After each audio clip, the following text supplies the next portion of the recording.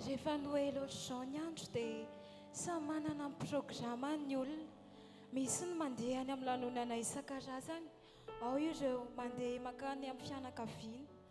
Fa ho anay kosa androany raha mbola tratra n'izao Noely fifaliana izao izay, dia ny be dia be ao am-ponay dia hoe hisaotra an'Andriamanitra ny amin'izany fanomezana izany, ary te hitantara aminao an'izany zava-miafina izany. Izany indrindra no mahatonga ilaza aminao androany fa tiako mitantara ilay zava-miafina dia ny fitiavany be sy ny vonany. Tena tiako mitantara izany satria inoko fa marina mitantara izany ary tena mahafa-po.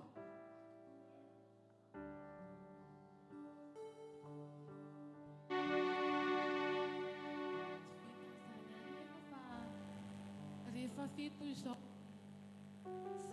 samy manana ny fandaharam-potoanany tsirairay avy, samy mandeha amin'izay mahafinaritra azy, samy manao izay mahazatra anaty isaky fety ohatr'izao. Fa androany dia tiako mitantara aminao ilay tsara lavitra noho ny volamena izay iverinao.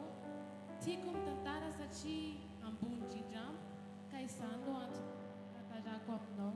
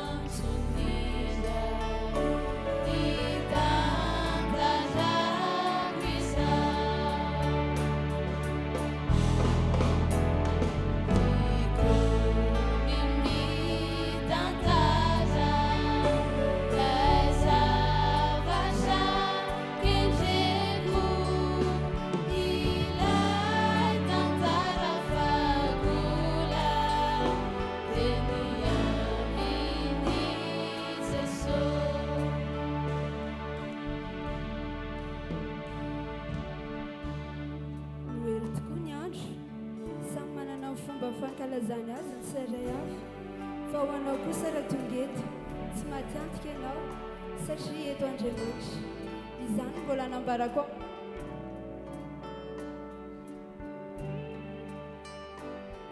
tiako no mitantara satria mbola tiako no mitantara sy mamerimberina indray aminao fa tantara tena mamo sady mahafinaritra ahy. Tiako ny tantara satria mbola misy ny sy nandre ny amin'ilay famonjena lehibe izay atolotra ny ray ao antsika. maro tokoa ny olona no manao fahazara ny amin'ny andro ny hely tahaka izao fa hoe efa tantara mahazatra no renesina any fa aminay kosa ny andro ny hely faliana tahaka izao dia androany tiako manambara aminao tiako ny mitantara ho an'ireo nona sy mangetaheta ny anana fitsarana dia ny amin'ilay tantara fahagola kanefa toa vaovao hatrany mandray izany.